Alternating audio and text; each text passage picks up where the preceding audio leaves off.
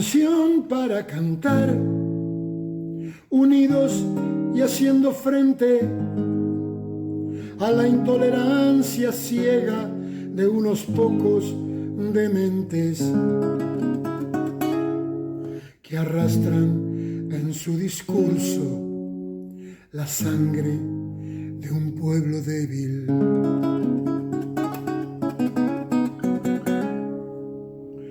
Canción para aclarar las cosas que están pendientes, justicia que queda chica donde la vida no vale. Por tantos gobiernos sordos, más fotos y más escraches.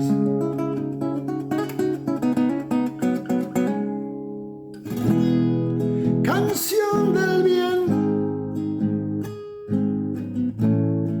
canción del mal, para reír,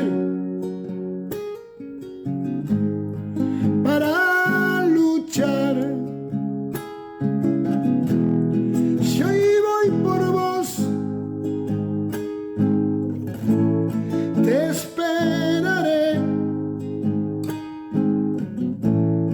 Si me llamas, allí estaré.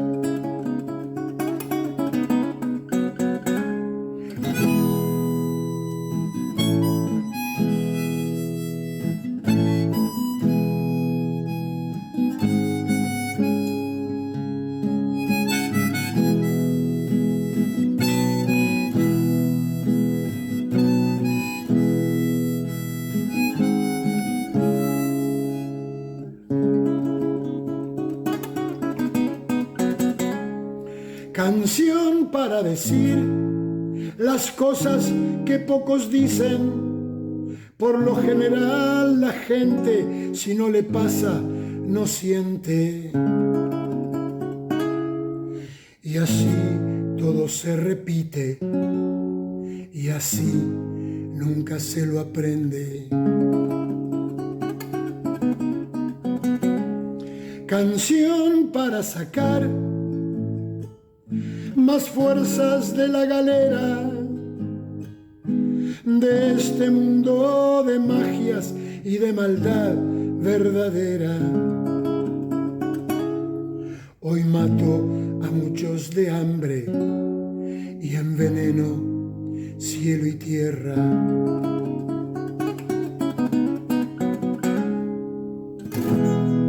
Canción del bien,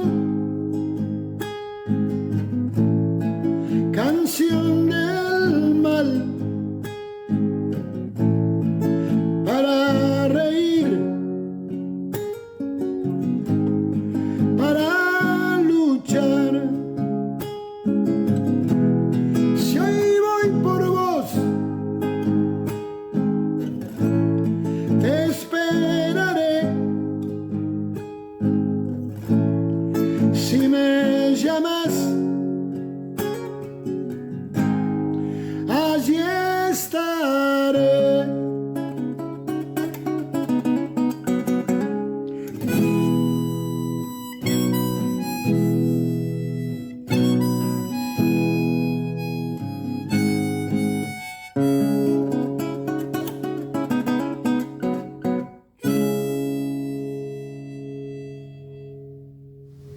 Canción para luchar. Así empezaba nuestro León Gieco en estas presentaciones que viene haciendo cada vez que comenzamos Compromiso Francisco, este tercer encuentro, hoy con un tema que la verdad queremos proponerles a ustedes no solamente para mirarlo, para compartirlo, sino también para debatirlo. Vamos a poner el dedito allí en el ojo de la tormenta, me parece, porque vamos a hablar de nadie se salva solo, algo que nos pedía en más de una oportunidad el Papa Francisco. ¿Cómo te va, Pablo Gileta? Bienvenido. Hola, Fer. ¿Cómo andas? Muy bien. Un gustazo enorme poder estar aquí con ustedes una vez más en Compromiso Francisco. Claro, una expresión que allá en lo peor de la pandemia surgió como un clamor del Papa Francisco a la sociedad toda, pero vamos a dejar que sea Jesús Rodolfo Pérez, integrante de Compromiso Francisco, quien nos acompaña como en cada programa, quien haga la presentación de este capítulo que hoy estamos emitiendo en el primer aniversario del comienzo del pontificado del Papa León, ¿no? Así es. Lo cual también tiene un significado muy especial. Rodolfo, bienvenido, ¿cómo estás? Bien, muchísimas gracias Fernanda, gracias Pablo. Sí, realmente hoy venía pensando, cuando venía para acá, la coincidencia, una nueva coincidencia. El primer programa se hizo el 13 de marzo, conmemorando el aniversario del pontificado de Francisco. El segundo programa muy cerca de la fecha de su fallecimiento, y este tercer programa coincidiendo con el primer aniversario del pontificado de León XIV. Una cosa Así realmente increíble, esta coincidencia la podemos llamar, ¿no? Y no podemos dejar pasar mayo sin esta referencia de que fue un 24 de mayo del 2015 que Francisco le entregara al mundo, para nosotros, el documento político, social, ambiental, uno de los documentos políticos, social, ambiental más importante del último siglo. Estoy haciendo referencia a la encíclica papal Laudato Si. Es cierto. Digamos, muy fuerte todo esto, estar en esto, tratando de acompañar tanto al público como a la comunidad en general en esto de reflexionar el pensamiento de Francisco, ¿no? Hoy tenemos invitados de lujo, entonces no quiero hacer abuso del tiempo. He preparado una pequeña reflexión sobre este tema, Nadie se salva solo. Si ustedes me permiten, lo voy a leer para ser más preciso y fundamentalmente para no ocupar más del tiempo pactado para este excelente programa que tenemos en el día de hoy. Dale. Si me permites, Pablo. Adelante, señor. Bien? Siempre tiene todo permitido. Muchas gracias. En el actual escenario global, atravesado por crisis económicas recurrentes, desigualdades cada vez más profundas y tensiones políticas que fragmentan sociedades, la palabra del Papa Francisco resuena como una vigencia incómoda. Esta economía mata. Advirtió sin rodeo en Evangelii Gaudium, marcando un punto de quiebre en la forma de nombrar un sistema que ya no solo genera pobreza, sino que expulsa. El concepto de la cultura del descarte, desarrollado también en Laudato Si y Fratelli Tutti, sintetiza esta lógica: personas convertidas en sobrantes. Los ancianos por estar fuera del sistema productivo, jóvenes sin acceso al trabajo, pobres invisibilizados. Los excluidos no son explotados, son desechos, sostiene Francisco, señalando una mutación más profunda que la simple injusticia económica, la ruptura del vínculo social. Esta mirada cobra especial relevancia en el contexto político actual, donde muchas democracias enfrentan el avance de discursos que priorizan el mercado sobre las personas, o que reducen la complejidad social en variables económicas. En este marco, la frase «el dinero debe servir y no gobernar» se vuelve más que una consigna moral, una interpelación directa a los modelos de gestión que subordinan la dignidad humana a la rentabilidad. Pero Francisco no se limita a la denuncia. En el encuentro de la economía de Francisco, inspirado en San Francisco de Asís, emerge una idea de economía con alma, donde el trabajo recupere su dimensión de dignidad y no de descarte. No hay peor pobreza que la que quita el trabajo. Inspiró Francisco. En un mundo donde la precarización laboral, la automatización y la exclusión estructural dejan millones fuera del sistema, Francisco propone no remendar un sistema injusto, sino transformarlo. La actualidad refuerza esta advertencia. Desde el conflicto bélico que reconfigura la economía global hasta crisis inflacionarias que golpean con más fuerza a los sectores vulnerables, el escenario internacional parece confirmar el diagnóstico de Francisco. Sin equidad no hay estabilidad, sin inclusión no hay paz. La globalización de la indiferencia que denunció Francisco se expresa hoy en sociedades que conviven con el sufrimiento ajeno sin capacidad de reacción. En realidad tengo un poquito más, pero creo que la presencia de los invitados, voy a cerrarlo con una frasecita que me parece que sintetiza mucho esto. La vigencia del pensamiento de Francisco radica en esta tensión entre diagnóstico y esperanza. Entonces yo me pregunto, ¿seguiremos administrando el descarte o nos animamos a construir una economía donde efectivamente nadie quede afuera? Bueno, muchísimas gracias por este tiempo y bienvenidos a Compromiso Francisco. Aquí estamos, ¿no? Esta economía de Francisco, rescato de todo, ¿no? Que es importante y riquísimo, esta economía con alma, tan importante y tan necesaria para este tiempo, también lo decías, ¿no, Rodolfo?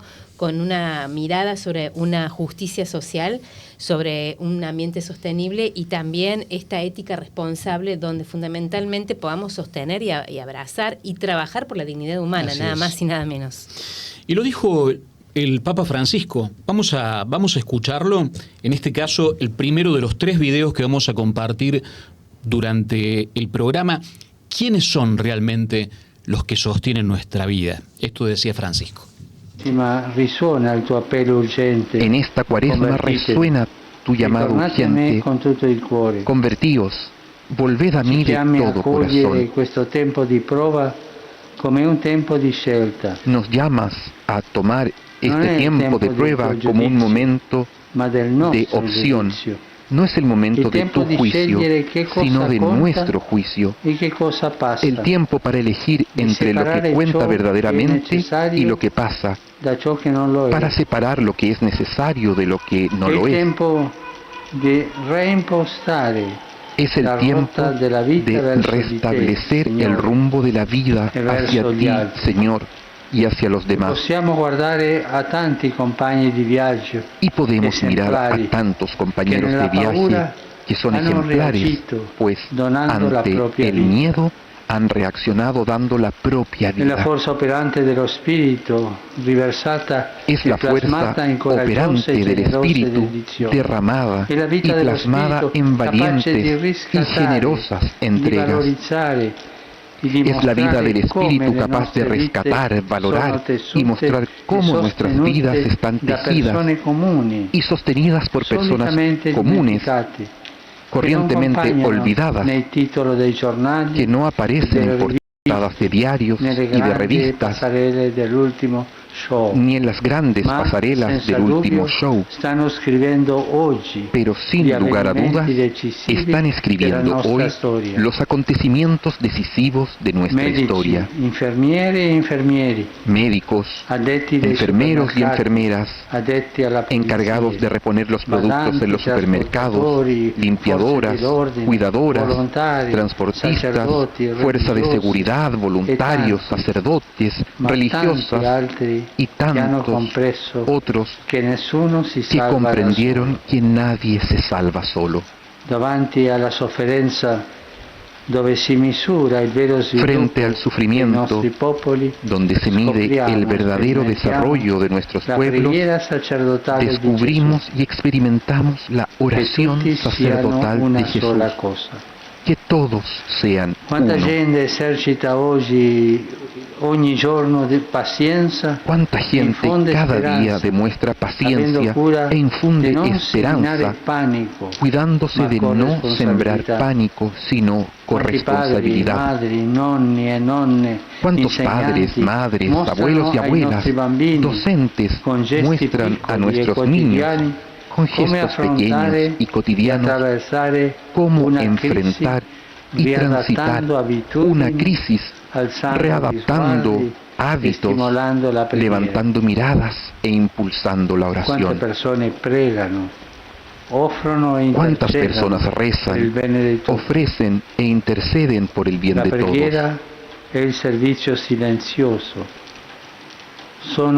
La oración y el servicio silencioso son nuestras armas vencedoras.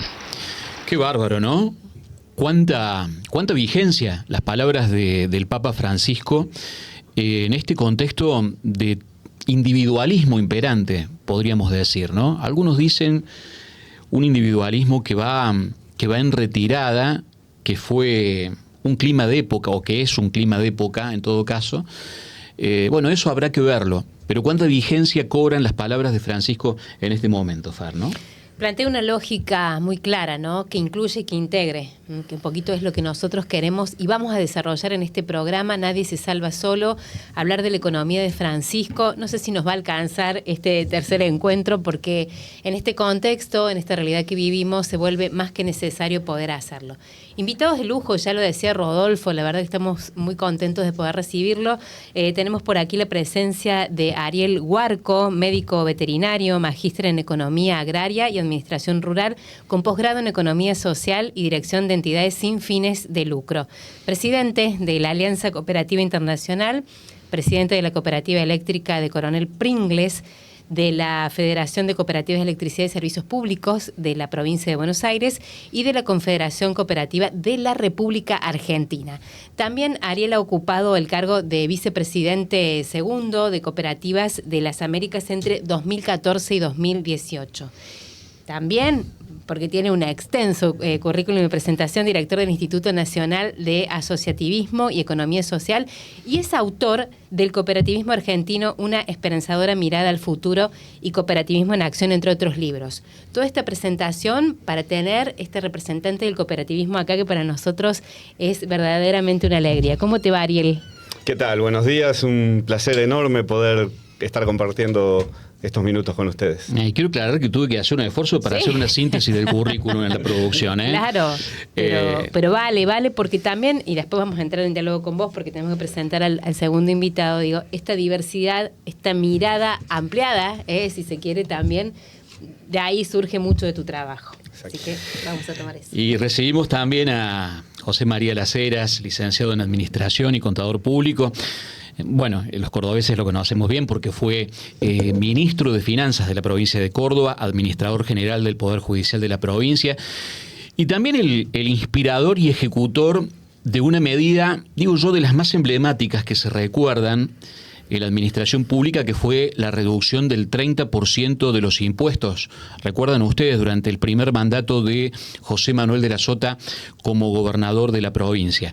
Bueno, Pepe Las Heras también es profesor de cátedras universitarias y profesionales del país y del exterior vinculadas a la administración financiera gubernamental y la administración pública, autor de numerosos libros, entre ellos Estado Eficiente, Estado Eficaz, Estado Cristalino, Estado Responsable y La Sociedad Civil no es un cuento.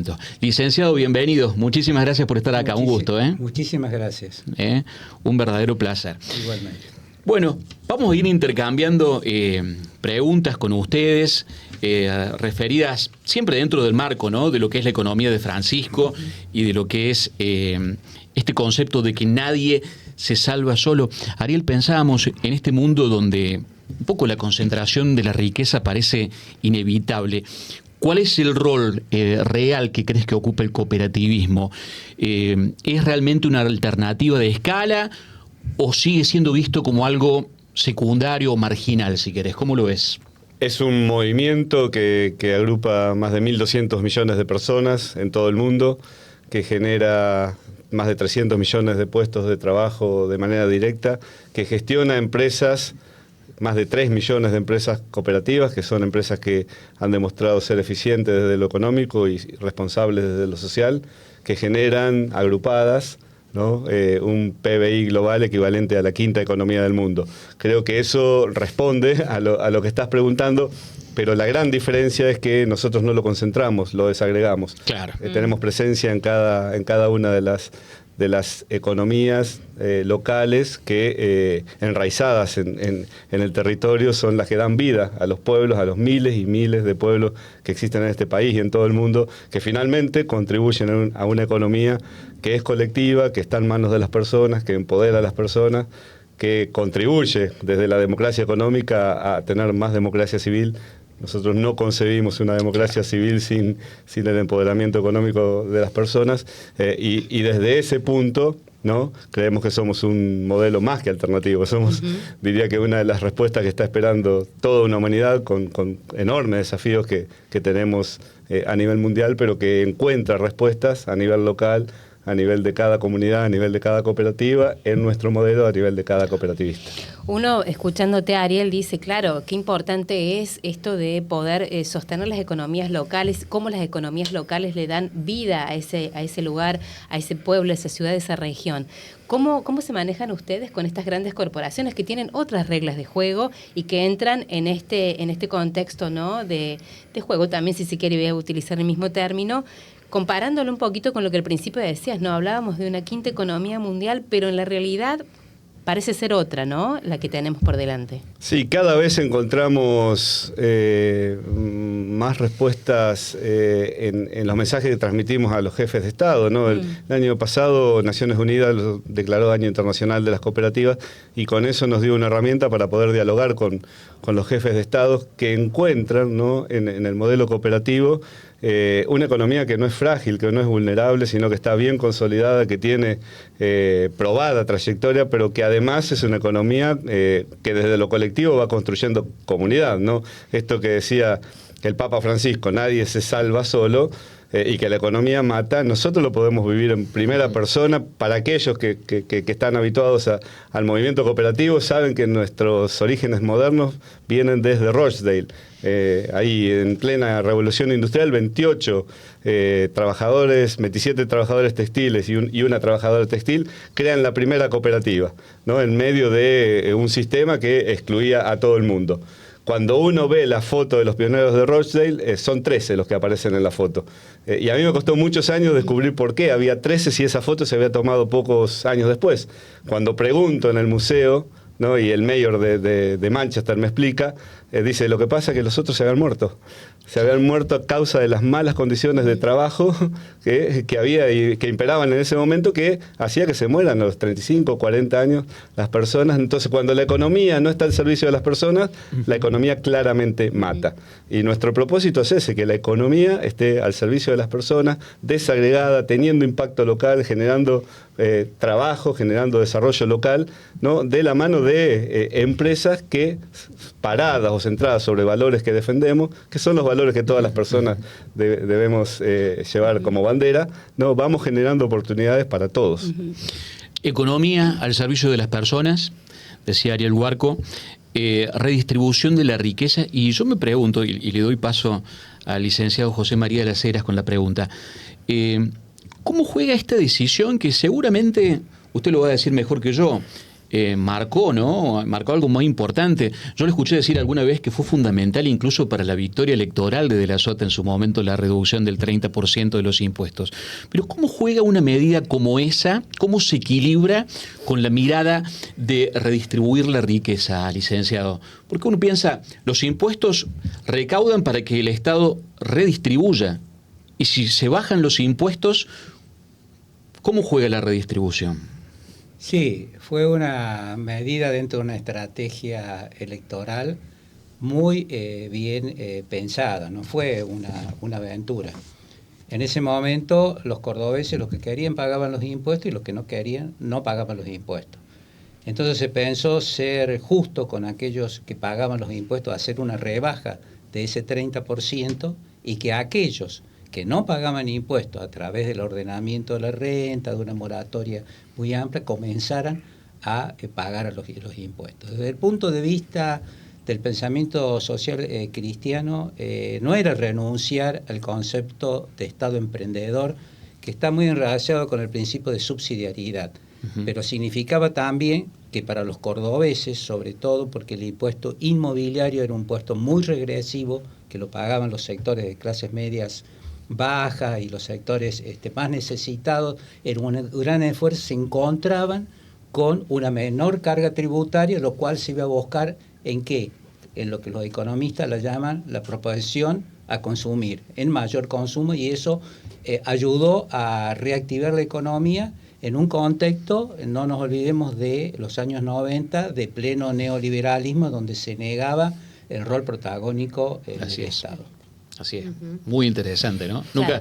Nunca lo había escuchado explicado de esa manera. Sí, me quedé pensando en esto, ¿no? Cuando explicó un poquito en qué contexto también se dio y la manera, pensando en la economía de Francisco, es importante la eficiencia del Estado, ¿no? Pero eso, ¿cómo lo podemos traducir en la realidad? Porque a veces el Estado se resguarda bajo esta eficiencia y entonces empieza o el asistencialismo o se termina como desgranando aquella primera intención que es colaborar para la dignidad de las personas para que puedan alcanzar una igualdad. ¿Cómo hacer para que ese Estado sea eficiente verdaderamente? A mí la palabra eficiente no me gusta mucho, aunque es la tapa de uno de mis libros académicos. Yo prefiero hablar, y creo que esto lo hacía Francisco, de estado de emprendedor. Aquí lo que no se tiene en cuenta es que la economista preferida de Francisco, la que Francisco sigue mucho de ese lineamiento, más que lo de Stiglitz, es una economista que está en el London School, Mariano Mazzucato, que es de origen italiano, pero que es una muy prestigiosa economista. Yo apuesto siempre y creo que en los próximos años, por un tema de compensación de los premios Nobel, va a ser el Premio Nobel de Economía. Ella se basa mucho, Francisco, en Mariano Mazzucato. Y esto es importante porque es el rol que el Estado debe tener. Y esto no comienza con Francisco, sino ya comienza con Larrero Novaron. Yo diría que hay un cuadrilátero virtuoso de la sociedad, que comienza con Larrero Novaron, donde dice, no, Estado cero no, le dice a los liberales, necesitamos un rol del Estado dentro del principio de la subsidiariedad. Pero eso no fue suficiente. La Iglesia intentó algunos otros caminos, por ejemplo, un olvidado código, el Código de Malines de los años 30, en Malines, en Bélgica, y donde la Iglesia apunta, que sería el tercer lado del cuadrilátero, la importancia de la sociedad civil, la importancia de las organizaciones de la sociedad civil que vienen desde el Concilio Vaticano II, incluyéndolo a Pablo VI, por supuesto Juan XXIII. Y lo que remata Francisco, porque faltaba un lado de ese cuadrado, es el tema del equilibrio ambiental con la Laudato Si. Lo importante de Francisco es que pone en palabras simples, coloquiales, para que el ciudadano de pie conozca ese pensamiento, que es un pensamiento amplio. Entonces, cuando él dice con la gente de adentro, o no nos salva, lo salvamos todo, está haciendo una síntesis de una de sus encíclicas, que es la encíclica vinculada a la solidaridad internacional, que es la Fratelli Tutti. Y la otra cuestión de Francisco, el atrevimiento que él tiene de no solo quedarse en el decir, en lo ontológico, en el ser, sino también atreverse a tomar medidas, aconsejar medidas, muy crítico con los organismos financieros internacionales, y además la heterodoxia de Francisco. Por ejemplo, él propone el desarrollo de una tasa Tobin. Tobin fue un economista, el Premio Nobel de Economía, que plantea, para evitar la especulación financiera, la creación de un impuesto que fuera destinado al desarrollo económico. En esto es muy, muy atrevido Francisco, y lo pone en palabras simples. Hagan lío. Bueno, el que más ha hecho lío es él.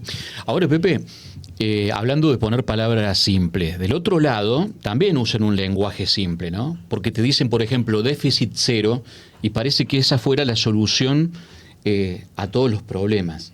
¿Es compatible una economía en la que todos tengan lugar, que sea integradora, que sea para todos, con este concepto? ¿Tiene alguna razón de ser el déficit cero? Aquí hay que tener en cuenta lo siguiente. Hay que hablar del superávit fiscal. O sea, están más obligados a hablar del superávit fiscal los gobiernos que tienen una fuerte representatividad popular de lo que es la formación de una economía social, de justicia social, porque necesitan recursos que sean sustentables en el tiempo para poder hacer frente a esas demandas sociales. En primer lugar, no me voy a extender mucho, esto es una mentira. Hoy no hay superávit fiscal en la Argentina. Ningún economista, por más que sea del palo del liberalismo, plantea que hoy hay superávit fiscal, hay déficit fiscal. Entonces, lo que sí se necesita para que exista un superávit fiscal, una economía que crezca, porque así crece a la misma presión tributaria los recursos públicos, y un ordenamiento del gasto público. Yo creo que no es bueno, a mí no me gusta que se hable de gobiernos populares y que se ponga como sagrado el tema del déficit fiscal. Los gobiernos populares están obligados a tener mejor financiamiento, mejor salud financiera que aquellos gobiernos liberales, donde no le importa en absoluto el gasto social. Está muy claro. Ariel, tomando un poco las palabras de José María, que recién hablaba de esta influencia del Estado para que la economía pueda justamente ser equitativa y poder acompañar la dignidad de las personas, ¿qué rol pensás vos debe hoy generar o establecer el Estado para que el cooperativismo deje de ser una opción y pase a ser verdaderamente parte de esta estructura de la economía política y social, ¿no? Bueno, estamos muy abocados al diálogo con los diferentes gobiernos en todas las partes del mundo en primer lugar, para que se cumpla con las resoluciones que emanan del sistema de Naciones Unidas, ¿no? Entre ellos las recomendaciones desde OIT, desde Naciones Unidas, donde dicen que hay que generar las condiciones, los marcos políticos, los marcos legislativos y los marcos tributarios que propendan al mejor funcionamiento o creación de cooperativas. Y en ese sentido hemos podido comprobar que muchos gobiernos están apuntando a la creación de ese ecosistema cooperativo como forma de desarrollo de sus países. Pudiera resumirlo en 2 o 3 ejemplos, pero hace poco más de un año tuve un encuentro con Narendra Modi. Narendra Modi es el primer ministro de la India, la mayor democracia del mundo, y él públicamente, unos años antes, me había invitado a ser partícipe de la creación del Ministerio de la Cooperación, algo que ustedes aquí también han hecho. Y él, al señalar al cooperativismo, dice: el Bharat, la India, se desarrolla a partir de un ecosistema cooperativo que tiene que ver con 3 grandes cooperativas. Las 3 son asociadas a la Alianza Cooperativa Internacional. Una que tiene que ver con producir fertilizantes, es la mayor productora de fertilizantes cooperativa del mundo, que hizo que nuestros suelos fueran fértiles para lo que luego fue la Revolución Verde en la India. Una cooperativa que produjo la cantidad de proteína a través de la leche, una cooperativa que se llama Amul, que es la mayor productora de leche del mundo, para que los niños pudieran tener las proteínas necesarias en un país que no consume mucha carne para aprovechar la curva cognitiva. Y una cooperativa de mujeres, que hoy son más de 3 millones de mujeres que vienen de los sindicatos, que en un país que es totalmente desigual en cuanto a equidad de género, puso en el empresariado cooperativo las bases de una economía más transversal. Ese ejemplo muestra un Estado responsable, un Estado que cree que hay un modelo que es más que alternativo, ¿no? Pero puedo irme la otra punta de las explicaciones y compartir una experiencia de Ruanda. En Ruanda yo tuve la oportunidad de visitar ese país 25 años después del genocidio. Genocidio que mató a 2 millones de personas de los 7 millones de personas que eran, simplemente porque alguien vino de afuera y les dijo: por la forma que tienen en su nariz, ustedes son de una tribu, Hutus, y ustedes son de otra, los Tutsis, y deben odiarse y matarse. Y se mataron entre hermanos, entre vecinos, entre familiares, y el país verdaderamente cayó en un lugar en un callejón sin salida, ¿no? Alguien vino y dijo: acá hay que poner una economía cooperativa. Se tomó la decisión desde el gobierno. Al principio se obligó a que en una cooperativa hubiera integrantes de las 2 tribus, se seguían matando, pero finalmente entendieron que la competencia los destruía, que era la cooperación lo que los iba a salvar. 25 años después se exhiben los mejores estándares de vida de todo África. y tienen los niveles de inversión extranjero más altos, tienen el nivel de equidad de género más importante, más alto de África, y son un país hoy que tiene una economía próspera, sostenible. Mira, es muy alentador escucharte contar esta experiencia y mostrar que el cooperativismo en definitiva puede ser parte del poder real, ¿no? A escala mundial me refiero. Porque uno tiene la sensación muchas veces, Ariel, de que el poder real, eso que llamamos como si fuera una macroestructura que está por encima de todos, no incluye el cooperativismo. Es decir, más allá del enorme alcance que vos recién nos contabas que tiene, la sensación imperante es que en realidad el cooperativismo es una economía para los que quedan afuera del sistema. ¿Vos crees que puede disputar un lugar en el poder real? Yo no lo creo, estoy absolutamente seguro. ¿Estás convencido? Lo que sucede es que comparto muchas veces en estos espacios de reflexión que tenemos que ser capaces de describirnos, porque cuando no nos describimos nosotros en todo el potencial que tenemos, nos describen otros con intenciones diferentes. Y entonces nos describen como marginales, como vulnerables, como aquellos que estamos solamente para atender casos menores, la economía de los márgenes, ¿no? Y yo puedo contar una experiencia, acabo de venir de una reunión que tuve en los Balcanes, con 18 países de los Balcanes y el Mar Negro. De esos 18 países había 10 que tenían conflictos entre sí, que sus gobiernos no se juntaban. No había diplomacia de gobiernos que los pudiera juntar. Y nosotros estábamos ahí con la diplomacia civil generando negocios entre las cooperativas de esos países.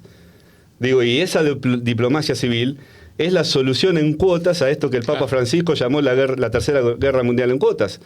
Una tercera guerra mundial que no se desarrolla en un contexto preciso, sino que hoy es el momento del mundo, 80 años después de la creación de Naciones Unidas, que se crea justamente para generar un espacio de diálogo y de consenso que bajara el nivel de tensión que había en el mundo. 80 años después hay 4.000 millones de personas que viven en guerra. No podemos solucionarlo con una única medida, esto es en cuotas. Claro. Contrariando aquello de que la guerra mundial se produce en cuota, bueno, las soluciones también vienen en cuota. Nosotros tenemos una cuota aparte que es esta diplomacia civil, ¿no? que aprovechamos a tener por el diálogo de cientos de años que tenemos los cooperativistas de todo el mundo. Me quedo pensando un poco en lo que te planteaba Pablo, ¿no? De esta mirada que socialmente tenemos de las cooperativas. Digo, tenemos, porque me incluyo dentro de la sociedad, que por allí tenemos una mirada de que se ocupa de esta partecita social del descarte, que reúne a aquellos que están imposibilitados y que son como un grupo minoritario. Está bueno que el cooperativismo también empiece a ganar este protagonismo, porque hasta acá hemos tenido la mirada, para ser justos, ¿no?, sobre el Estado, pero ¿cuánto el cooperativismo hará o está justamente comprometido a hacer para demostrar que tiene esta fuerza, que la entendemos, que la compartimos, pero me parece que es necesario también ponerlo en lo social y también en la mesa de negociación en lo político? Sí, cada vez más participamos, si se quiere, a nivel país, en todas las mesas de diálogo, pero a nivel internacional. Bueno, hay gobiernos, por supuesto, que son más permeables que otros, hay gobiernos que son menos permeables, pero a nivel mundial diría que el reconocimiento que tenemos, somos el único órgano consultivo de Naciones Unidas que no es un gobierno, estamos invitados a todas las mesas de discusión de todos los foros donde se discuten las cosas importantes. Por ahí hay momentos en los países que se visibiliza más o menos nuestro trabajo, pero evidentemente los modelos que describía recién José María no están dando la respuesta que la gente está esperando y cada vez más se pone el foco sobre aquellos modelos de desarrollo. Uno es el nuestro, que no solo propende al desarrollo económico, sino que también social, cultural, ambiental, respetando a las personas, respetando la casa común, como decía Francisco, pero por sobre todo teniendo una mirada de futuro sostenible, ¿no? Que no todo se agota con lo que estamos haciendo, sino que empieza con lo que estamos haciendo. ¿Coincide, licenciado, con la mirada de Ariel? Sí, totalmente. Yo en el año 2001, en plena crisis, publiqué un libro, La sociedad civil no es un cuento, donde valorizaba precisamente la importancia que tiene la organización de la sociedad civil. Y yo incluía entre esas organizaciones al sindicalismo y, por supuesto, al sistema cooperativista y de mutuales. Coincido totalmente porque está dentro de este pensamiento social de la Iglesia que con tanta precisión definió Francisco. Los quiero comprometer ya hacia el final de esta entrevista que han compartido con la solución, si se quiere, ¿no?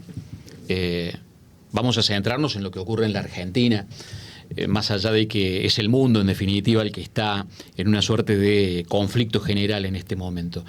Pero, ¿por dónde crees que va la cosa, José María Gracias? ¿Crees que puede pasar por un Estado, recién hablabas de la palabra eficiente, por un Estado más chico, como se ha intentado en este momento? ¿Crees que no pasa por la cuestión del tamaño del Estado, sino por otro lado? Yo digo Estado suficiente con un alto grado de eficiencia. El modelo argentino tiene un talón de Aquiles, que si uno lo compara con el modelo brasilero, es la ausencia de una burguesía nacional, que es el desarrollo de un empresariado nacional, que Argentina se ha agotado por las políticas neoliberales, han sido expulsivas de el empresariado nacional. Uno lo ve a diario, la cantidad de empresas nacionales que están cayendo. Y por supuesto, fortalecer aquellas organizaciones de la sociedad civil que, por ser organizaciones sociales, no significa que no tengan un alto grado de eficiencia, y la deben tener ese alto grado de eficiencia. Y por supuesto el rol que tiene el sindicalismo y la recreación en la Argentina de un modelo que sea un modelo que potencie la riqueza con la integración del Estado, de las empresas del mercado, y no significa de esta manera rechazar la inversión extranjera, pero la inversión extranjera para actividades productivas, tal cual lo denuncia Francisco. Él es muy duro, Francisco, al denunciar la especulación internacional, los organismos de crédito, los paraísos fiscales. Habla de una reforma muy radical de los organismos financieros internacionales. Pero Argentina está en posibilidades todavía de salir de este marasmo depresivo que estamos los últimos años. Hay mucha fuerza, y la fuerza se está demostrando como muchas instituciones sociales, el cooperativismo, el sindicalismo, la universidad pública, empresariados nacionales están dispuestos a continuar con un desafío de tamaña importancia para el bienestar de la Argentina, el crecimiento del país. Ariel, y ya para ir cerrando, José María recién decía, definía el Estado más bien como un Estado emprendedor, ¿no? Que me quedó ese concepto, y me parece tan importante y tan necesario poder desarrollarlo, no solamente en la mirada y en el concepto, sino en la realidad, trasladándolo al cooperativismo y usando quizás una frase que puede ser un poquito romántica, si se quiere, ¿no? La unión hace la fuerza, que es un poco el centro, ¿no? Y el corazón del cooperativismo. ¿De qué manera también puede emprender ese cooperativismo conjuntamente con el Estado, ¿no? Este mensaje final que podamos dejar. Sí, quizás me voy a anclar en la conversación que tuve con Francisco al principio de su papado, donde entre tantas cosas que nos dijo, ustedes tienen que animarse a ir más allá de las fronteras.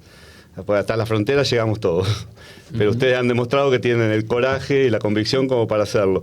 Creo que tenemos que salir de ese estado de comodidad que muchas veces nos aquieta, nos apacigua. En Argentina, entre cooperativistas y mutualistas, somos 25 millones de personas, más que 1 en 2. Y gestionamos empresas que son exitosas. Yo podría dar miles de ejemplos de empresas que lo hacen cooperativamente, mutualmente, y lo hacen bien. Y muchas veces nos conformamos con eso. Tenemos que ir más allá, generar un ecosistema cooperativo, mutual, que vaya más allá de las redes propias, que entreteja con otras redes, con los sindicatos, con los diferentes cultos, con el Estado también, ¿no? Para ir generando una economía que sea más sanadora, una economía que sea más inclusiva, una economía que nos contenga a todos. Y me parece que dé menos posibilidades a otro tipo de economías basadas en el individualismo, que dejan a todos afuera, que no se preocupan por el crecimiento en comunidad. Nosotros justamente nos juntamos porque creemos que en comunidad, cooperando y no compitiendo, vamos a hacer mejor las cosas, vamos a llegar más lejos y vamos a obtener mejores resultados. Si lo tuviera que poner como mensaje final, creo que salir del estado de comodidad que muchas veces nos hace sentir que cumplimos, pero que no llegamos a ese fin último que tenemos, que es de ir transformando esta sociedad en una sociedad que sea mejor. Qué bárbaro. A lo largo de toda la charla y mientras te escuchaba, Ariel, pensaba qué importante también es que los organismos internacionales, que en parte tienen que ser garantes, ¿no?, de un montón de las cosas que hemos hablado, recuperen poder y recuperen credibilidad, porque da la sensación de que hoy hay algunos gobiernos locales de potencias que los han dejado en un lugar que no es el que les fue asignado oportunamente, ¿no? Sí, absolutamente. Cuando uno habla con los representantes, los más altos representantes de los organismos de representación internacional, puede percibir que son plenamente conscientes de que su voz es menos escuchada, claro, de que ya la humanidad ha puesto en disputa si es la democracia la forma de vida que queremos que nos dé respuesta, y yo siempre digo que sí, ¿no?, que nosotros desde el cooperativismo humildemente hemos demostrado que se puede gestionar empresas y decidir entre todos democráticamente qué hacemos con el excedente que esas empresas generan, porque si lo pensamos entre todos, evidentemente vamos a construir más y mejor comunidad. Lo que pasa es que hay muchos lobistas de lo contrario, claro. Que nos dicen que no, que es solo el camino que tenemos que recorrer. Bueno, Fer, ¿te parece que demos paso al siguiente bloque? Lo vamos a escuchar al Papa Francisco, no sin antes agradecerles muchísimo esta presencia. Un lujo que nos hemos dado, tener a José María de las Heras y Ariel Huarco hoy con nosotros. Muchas gracias a ustedes. Muchísimas gracias por la presencia. Sí, vamos a ver un nuevo video. Creo que aquí vamos a escuchar mucho de lo que ya nuestros entrevistados dijeron, la nueva economía que planteaba el Papa Francisco. Una nueva economía inspirada en Francisco de Asís hoy puede y debe ser una economía amiga de la tierra y una economía de paz.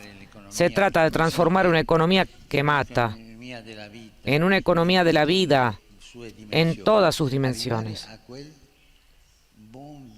Llegar a ese buen vivir, no a la dolce vita o a pasarla bien. Esa mística que los pueblos aborígenes nos enseñan entre la relación de la tierra y el hombre. He apreciado su elección de modelar este encuentro de Asís sobre la profecía. Me gustó mucho lo que han dicho. La vida de Francisco de Asís, después de su conversión, fue una profecía que continúa también en nuestro tiempo. En la Biblia la profecía tiene mucho que ver con los jóvenes. Samuel, cuando fue llamado, era un niño. Jeremías y Ezequiel eran jóvenes. Daniel era un muchacho cuando profetizó la inocencia de Susana y la salvó de la muerte. Y el profeta Joel anuncia al pueblo que Dios derramará su espíritu y sus hijos e hijas se convertirán en profetas. Según las Escrituras, los jóvenes son portadores de un espíritu de ciencia e inteligencia. Fue el joven David quien humilló la arrogancia del gigante Goliat. De hecho, cuando a la comunidad civil y a las empresas les faltan las capacidades de los jóvenes, toda sociedad se marchita y la vida de todos se apaga. Falta creatividad, falta optimismo, falta entusiasmo, falta el valor, el coraje para correr riesgos. Una sociedad y una economía sin jóvenes son tristes, pesimistas, cínicas. Si ustedes quieren ver esto, vayan a las universidades ultra especializadas y vean lo que los jóvenes y las jóvenes estudian allí. Pero gracias a Dios, ustedes están. No solo estarán mañana, sino que están hoy. Ustedes no son solo el todavía no. Son también el ya, son el presente. Una economía que se deja inspirar por la dimensión profética se expresa hoy en una nueva visión del medio ambiente. Tenemos que ir hacia esta armonía con el medio ambiente. Son muchas las personas, las empresas y las instituciones que están haciendo una conversión ecológica. Debemos avanzar por este camino y hacer más. Avanzar por este camino y hacer más, ¿no? Cada vez son más las personas, decía el Papa Francisco, que van por este nuevo camino que él planteaba de esta economía basada en esta mirada sobre nuestra tierra, sobre lo que tiene que ver con lo ecológico. Sí, y la verdad que es un gusto escucharlo a Francisco afirmar prácticamente los mismos conceptos que en el bloque anterior desarrollaban Ariel Huarco y José María de las Heras. Pero esto sigue, Fer, y vamos a presentar a nuevos invitados que tenemos en el programa. Bueno, decirle invitada a María Verónica Torres es un poco una exageración, porque en realidad es anfitriona de esta casa, del Sindicato Petrolero de Córdoba. Ella es presidenta del Consejo Provincial de Creemos, la flamante fuerza política que ha surgido del SINPECOR, del Sindicato Petrolero de Córdoba, de cuya comisión directiva además forma parte. Bajo su impulso y coordinación se desarrolla el movimiento sindical solidario Deseo Argentina en Paz, que es el brazo solidario de SINPECOR. Además es integrante del Consejo Social Consultivo que asesora a la Universidad Nacional de Córdoba en la articulación con el medio social, aportando la mirada de la comunicación y de la comunidad para fortalecer estrategias de cooperación, de consulta y participación. ¿Cómo estás, Vero? Bueno, un gusto estar acá. La verdad que los invitados que tiene el programa es, la verdad que enriquecedor y música para los oídos, ¿no? Porque creo que quienes estamos acá buscamos el mismo propósito y bueno, y encontrarnos y ver, digamos, que hay muchos que estamos trabajando en el mismo camino, nos renueva la esperanza. Y como decía Ariel recién, esto de invitarnos, ¿no?, a salir de nuestra zona de confort y animarnos, ¿no?, a ser más audaces. La invitación del Papa Francisco, nadie se salva solo, tiene que ver con esto, ¿no? En acciones pequeñas, grandes, medianas, pero el encuentro con el otro, cuánto posibilita a poder generar trabajos que nos impulsen como sociedad, ¿no?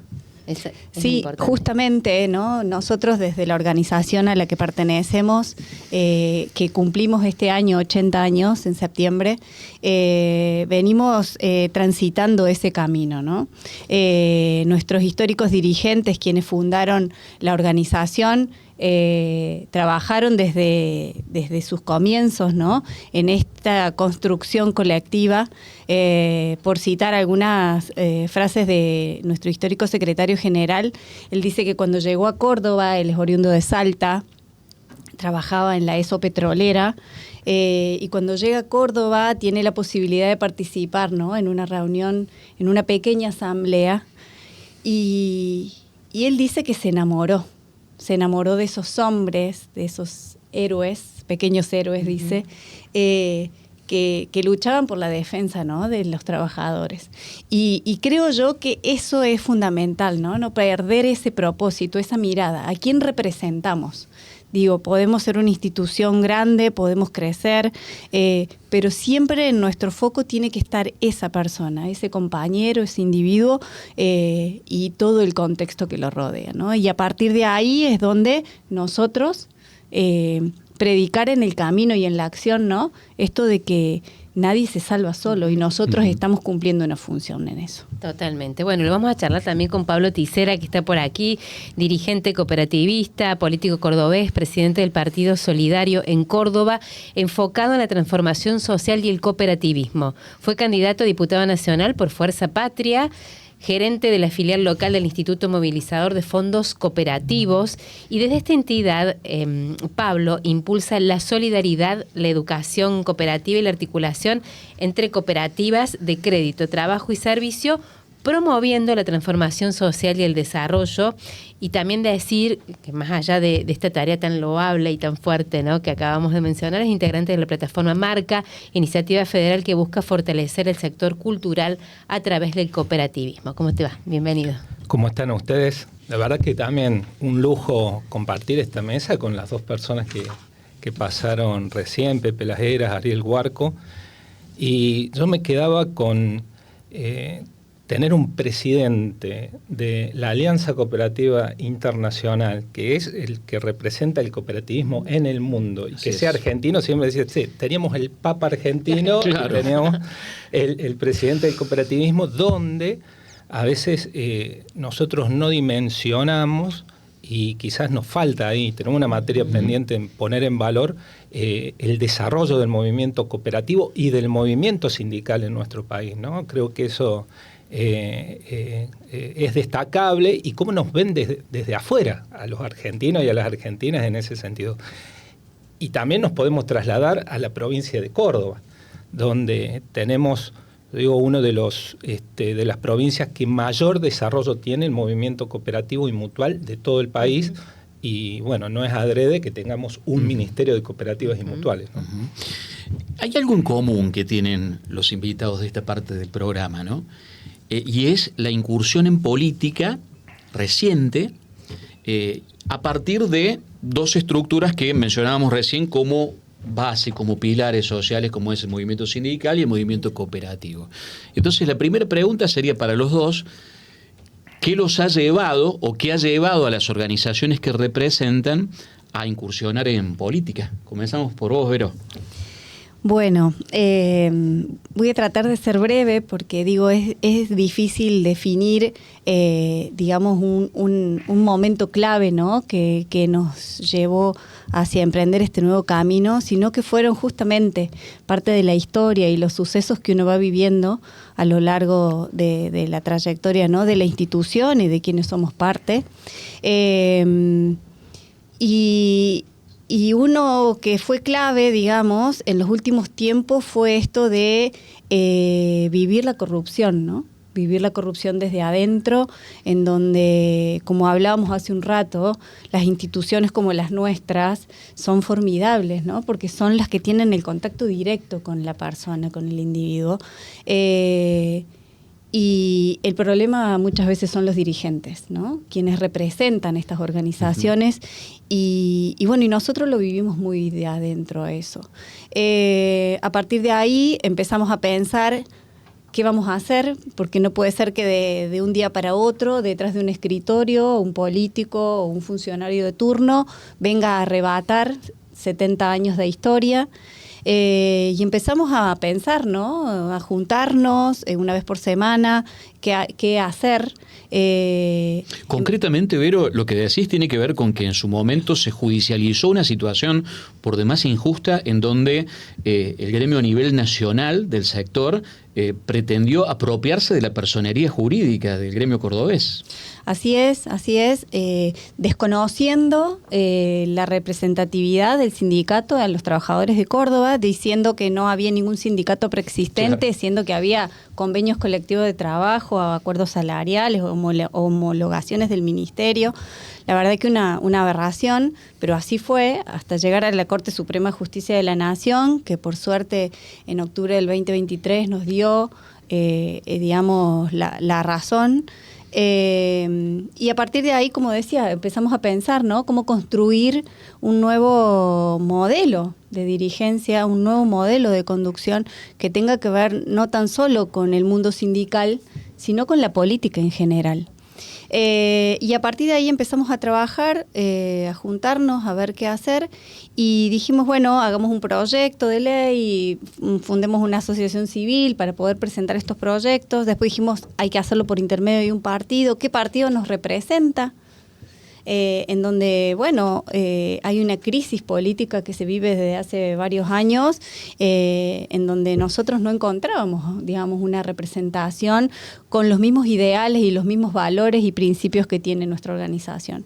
Así que a partir de ahí empezamos a trabajar en la conformación de nuestro propio espacio político, de nuestro propio partido, y el 18 de marzo pasado la justicia electoral nos dio la aprobación del partido Creemos, que así se llama, un partido que nace del riñón del Sindicato Petrolero de Córdoba, que es independiente, digamos, porque digamos nosotros nuestras bases tienen que ver con los principios y los valores de la organización sindical, pero digamos, para trabajar hacia la afuera, para toda la comunidad.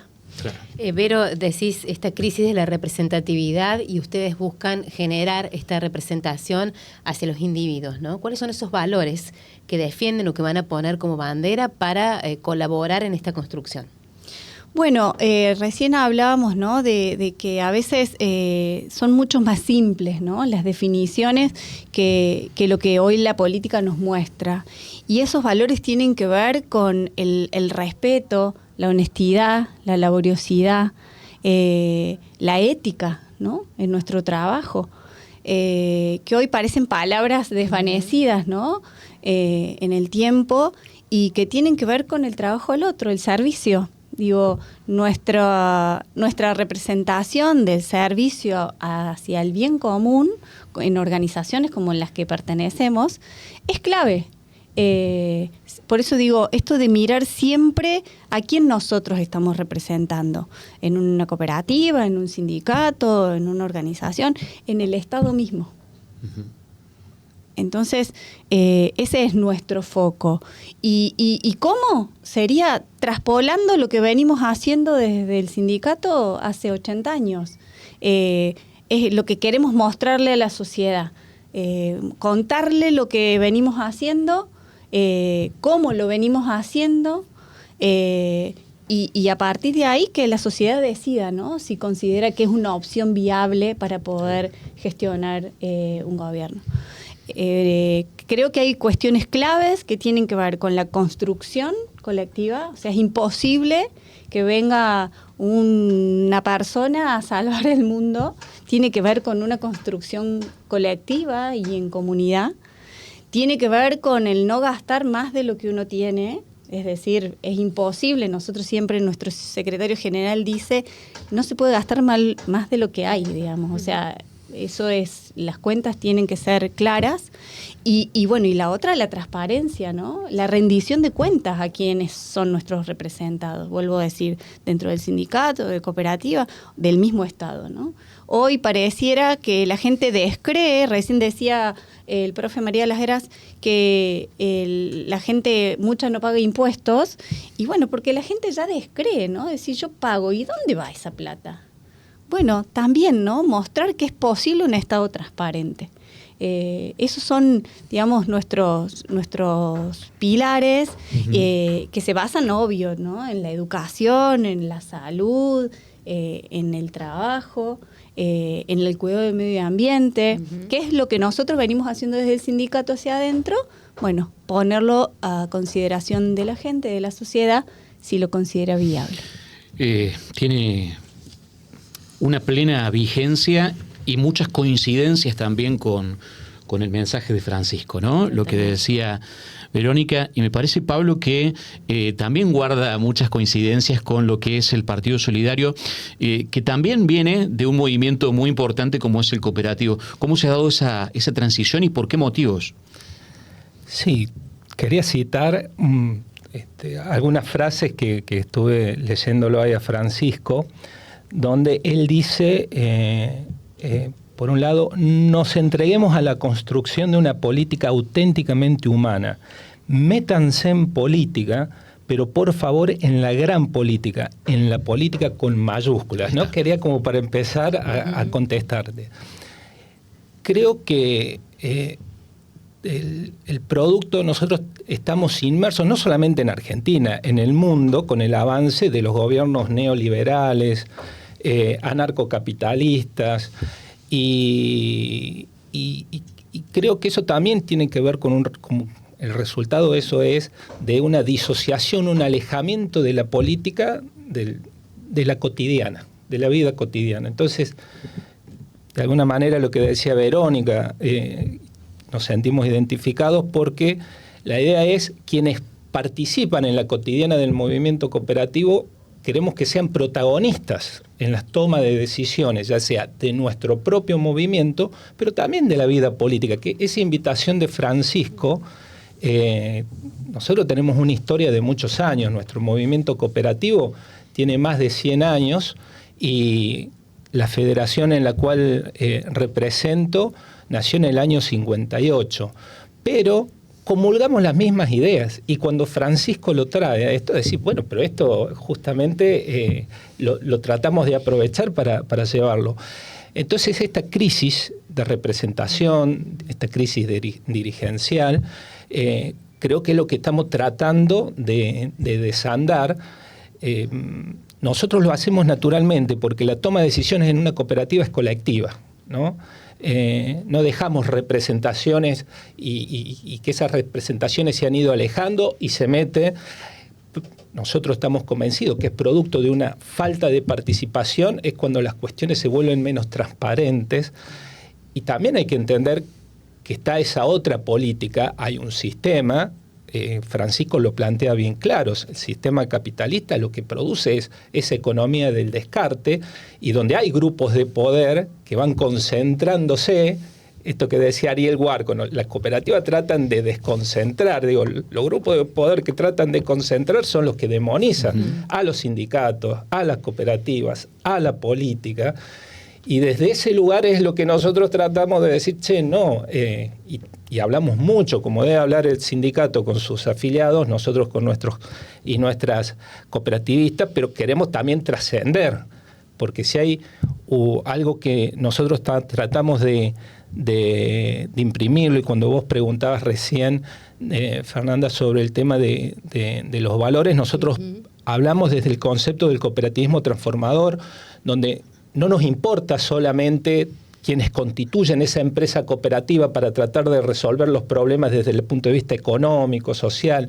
cultural de quienes la constituimos, estar bien nosotros sin pensar en el resto. Hay un séptimo principio cooperativo que es el interés por la comunidad, y donde si nosotros sacamos la cabeza ahí afuera, vemos que hay pobreza, hay desocupación, no está todo bien. Entonces lo que hacemos es tratar de, y el partido es una forma de tratar de llegar a esos cambios por esa sociedad que también la plantea y la quiere Francisco. Por eso el partido político, pero lo hacemos también desde la federación. El partido es porque estamos en un sistema democrático que es a través de los partidos políticos que se puede acceder a espacios de poder institucional, porque nosotros sí creemos en el rol fundamental del Estado. No creemos una sociedad sin Estado como la piensa hoy el actual presidente de la Nación, donde dice yo soy el topo que viene a destruir el Estado por dentro. Creemos que ese no es el camino, al contrario, creemos en el Estado emprendedor que decía el Pepe. Creemos en la alianza estratégica del movimiento cooperativo con el Estado, y que es la forma de promover a todo el sector. Nosotros somos empresas, somos pymes, las cooperativas son pymes, somos el mundo de la producción local, que genera trabajo local, que genera desarrollo local, que la plata se reinvierte en el territorio y no se concentra en pocas manos a nivel nacional y que se van afuera. Entonces, ese es el mensaje que tratamos de llevar desde nuestro partido, y tampoco lo podemos hacer solo.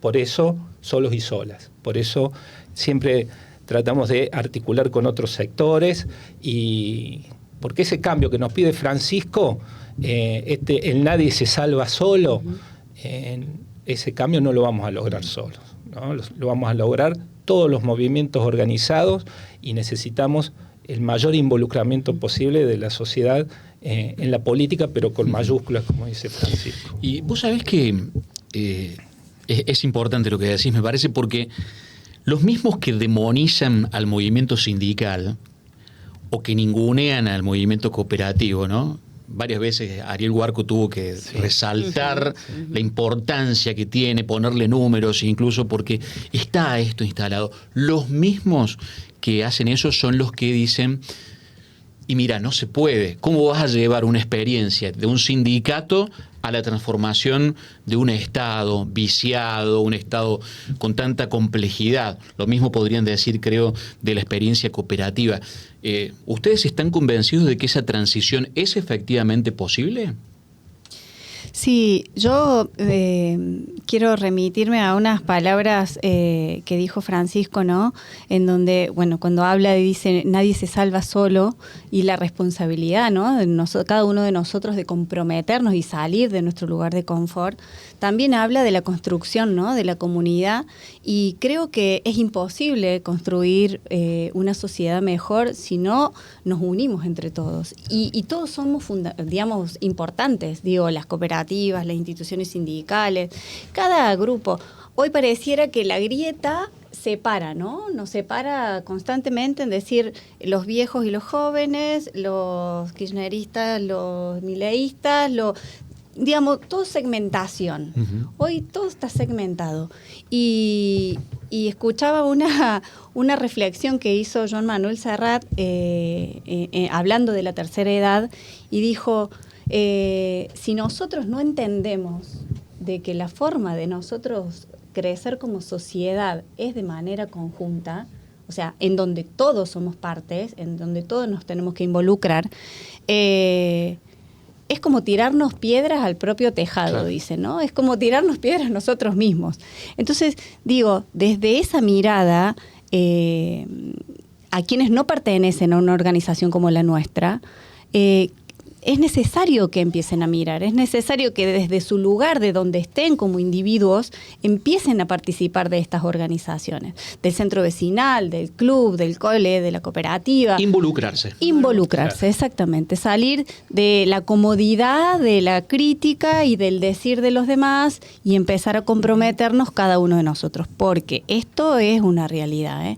Es imposible lograrnos si no lo hacemos entre todos. El involucrarse también exige una enorme responsabilidad, o asumir esta responsabilidad, ¿no? Porque cuando Francisco habla de ponernos en acción, insta a los gobiernos, a las organizaciones, cooperativas y demás, también lo hace de manera individual y personal, porque nos resulta como a veces hasta muy simplista o muy simple decir, bueno, el gobierno, los sindicatos, y yo que formo parte de este social, bueno, poder responsabilizarme. Las responsabilidades unidas dan como resultado esta posibilidad de acción, porque bajo mi responsabilidad reconozco que puedo ir a hacerte a vos un cuestionamiento o una exigencia o un pedido, porque yo asumí cuál es también mi rol, ¿no?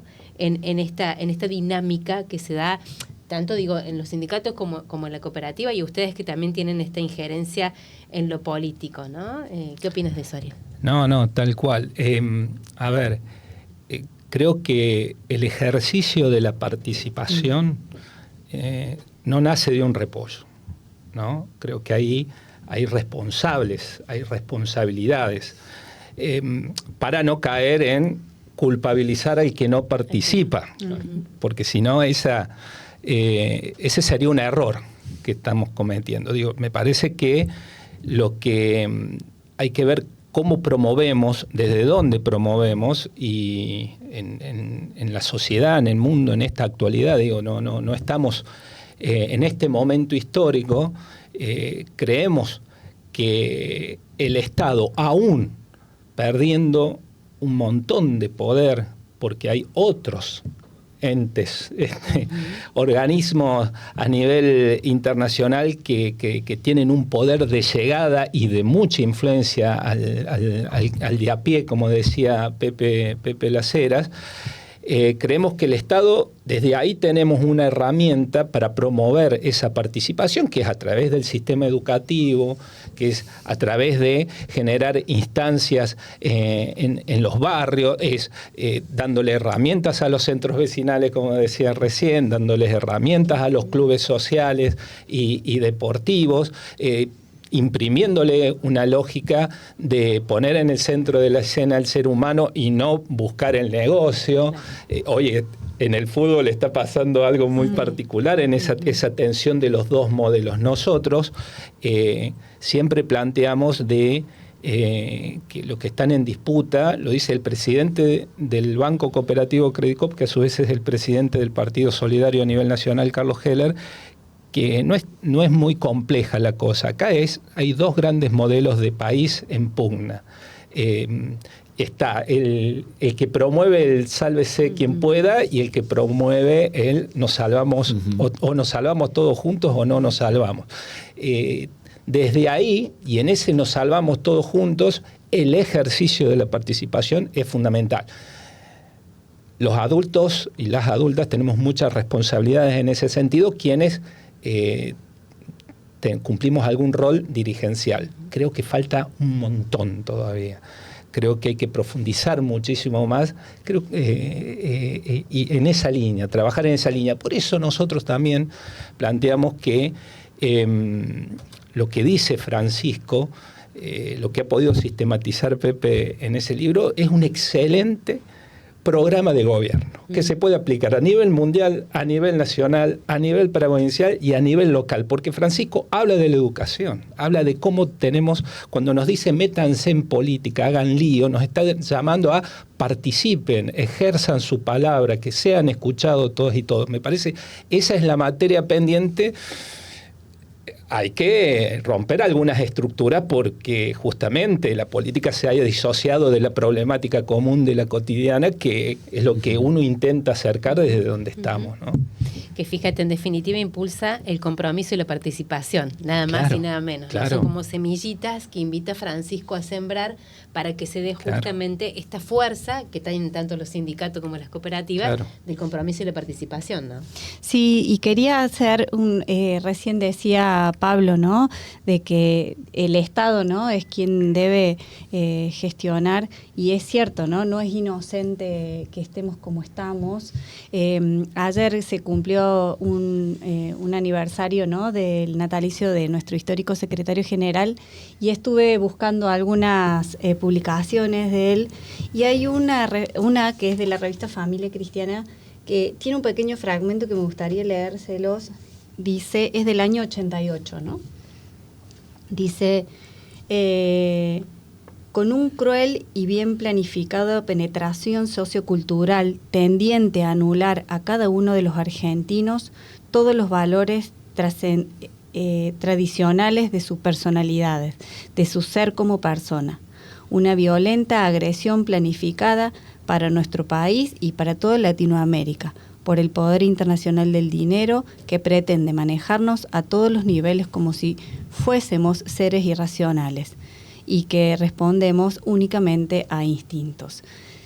Digo, esto de que no es casual, ¿no? Estamos hablando del año 88, en donde ya nosotros estábamos diciendo, ¿no?, y ya se veía este avance de el neoliberalismo, ¿no?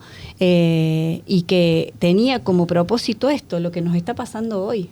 Y se hizo una realidad, lamentablemente. Entonces, digo, no es casual, no es que cada uno se mire en su cuadrado, sino que, bueno, es consecuencia de todo aquellos que venimos transitando. Entonces, ya no hay más tiempo, digo. Ya no hay más tiempo y necesitamos comprometernos, necesitamos todos ser parte para poder hacer una transformación real. Totalmente. Claro, y vos fíjate, lo que leías se publicó en 1988, como bien decías, Vero, la situación hace que podría haber sido escrito ayer o hoy, porque es tal cual. Y yo me preguntaba mientras los escuchaba, si no es clave también elegir correctamente las personas que lleven adelante los proyectos, y no lo digo en el sentido de los personalismos, de cierto mesianismo que es tan característico. Lamentablemente los argentinos siempre buscamos salvadores o tenemos esa sensación de que alguien va a venir y nos va a salvar. No lo digo en ese sentido. Lo digo en el sentido de que muchas veces se desprestigian, se desacreditan o se descartan proyectos como los que pretenden encarar, porque al poner el foco en las personas se observan actitudes o hechos vinculados a corrupción o a prácticas que no van de la mano con el mensaje, ¿no? Y digo, tan importante como llevar adelante esta política de nadie se salva solo que pregonaba el Papa Francisco, es encontrar quienes las ejecuten realmente con esa fidelidad, con ese nivel de compromiso, porque de lo contrario es tan fácil, fíjate que se borra de un plumazo todo lo hecho, por el simple hecho de decir, bueno, no, pero mira, acá encontramos esto. Mientras que del otro lado, los que pregonan el individualismo lo hacen con una atrocidad y con una voracidad que no se los cuestiona de la misma manera cuando incurren en los mismos delitos, ¿no? Tal cual. Y son mucho más groseros. Muchos más groseros y que seguramente representan muchos más ceros Seguro. en esas instancias de corrupción. Obviamente, somos humanos, las instituciones están constituidas por seres humanos y estoy convencido de que, insisto en esto, si hay más participación en las organizaciones, hay menos propensión a cualquier cuestión oscura que pueda suceder por intereses personales que seguramente van a haber en todas las organizaciones. Lo único que acá aparece o alguna situación con un sindicato, que lo vemos a diario cuando abrimos el diario, o aparece una situación con una cooperativa en tal lugar o una mutual, y se demoniza toda la organización colectiva que eso representa. Es una situación muy complicada la que vos planteás, porque aparte ni el movimiento cooperativo ni el movimiento sindical tenemos el poder de los medios tradicionales, nunca lo tuvimos, y ahora mucho menos el poder de los medios, que significa la llegada a través de esta pantallita que estamos todos mucho tiempo detrás. Perdón, ni hablar de la justicia, ¿no? En esto que estabas diciendo, ¿no? Sí. Es decir, las responsabilidades, el periodismo, la comunicación. Digo, ¿y la justicia? También, ¿no? Es decir, Francisco hablaba de justicia social y hoy pareciera que la justicia social es una mala palabra. Es decir, qué raro que está todo, ¿no? Qué cambiado que está todo. Hay una batalla cultural fuerte, claro, hay una disputa de cuál es el sentido común que tenemos que tener los ciudadanos, la ciudad. Así es. Sí, por eso entra en crisis la representatividad, por eso esta búsqueda de un norte o hacer pie en algún lugar, porque está todo como desacomodado, no solamente es lo político, lo económico, lo social, es todo junto que termina invadiendo a una cosa y a otra, y entonces la justicia se ve afectada, lo social se ve afectada y la desigualdad se hace cada vez más grande en todos los ámbitos. No es en uno solo. Sí, creo que también tiene que ver con esto que recién decía Pablo, ¿no? De tomarnos las cosas por ahí con cierta liviandad. Yo creo que también eso es parte del compromiso de nosotros como dirigentes. Es decir, si nosotros queremos representar, porque digo, nadie nos obligó a estar donde estamos, ¿no? Como dirigentes. Claro. Entonces digo, si nosotros sabemos cuál es el rol que debemos cumplir y la responsabilidad que significa eso, bueno, asumir esa responsabilidad y llevarlo adelante, ¿no? Porque si no, pareciera de que fuera, digamos, algo sencillo. Y para poder yo exigir, tengo que cumplir yo primero con mis responsabilidades en todos los ámbitos de la vida. Entonces, eso creo que es lo que hoy nos falta, ¿no? Como sociedad, de comprometernos, como dijo Pablo, en lo más pequeño, ¿no? En mi trabajo, en el cumplir con mi horario, en hacer mis cosas de manera eficiente, en darle a mis hijos, digamos, los ejemplos, ¿no? que ellos necesitan para poder crecer y ser personas de bien. Digo, es en cada instancia en donde debemos comprometernos como sociedad. Claro. Muy bien. Bueno, realmente estamos redondeando un gran programa. Ni que hablar la tarea que va a tener Nacho después para hacer los recortes, ¿no? Tremendo, porque hay tantas cosas que han quedado y que seguramente van a servir para que en las redes sigan generando esto que queremos generar, que es que la gente converse de los temas que aquí estamos planteando. Gracias, Pablo Ticera, muchas gracias. ¿Te quedó algo para decir, Pablo? Una cita de uno de los fundadores que es muy simple, del Instituto Movilizador de Fondos Cooperativos, Floreal Gorini, que fue diputado nacional también participando en la vida política del Estado. Él decía, primero, sin solidaridad no hay futuro, pero después decía, otro mundo mejor es posible, pero le agrega, si la gente quisiera, y termina, y lucha por conseguirlo. Creo que eso... Elemental. Y lo leo a Francisco y digo, es el mandato. Tal cual. Gracias, Pablo. No, gracias a ustedes. Gracias, Vero. No, Muchas gracias. Gracias a usted por la invitación. Hermoso momento. Es mi compañera de Repensar Sí, Argentina. sí, claro, ya sé. Por eso yo le despido, pero vos no, porque después siguen. Tienen mucho trabajo por delante. Yo la veo ahora y a veces. Un gusto. Gracias. Bueno, vamos a verlo, Francisco, de nuevo. En este caso, presten atención porque lo que nos deja son 3 indicaciones para los jóvenes. A la luz de esta reflexión, me gustaría dejarles 3 indicaciones. 3 indicaciones de recorrido. La primera, mirar el mundo a través de los ojos de los más pobres.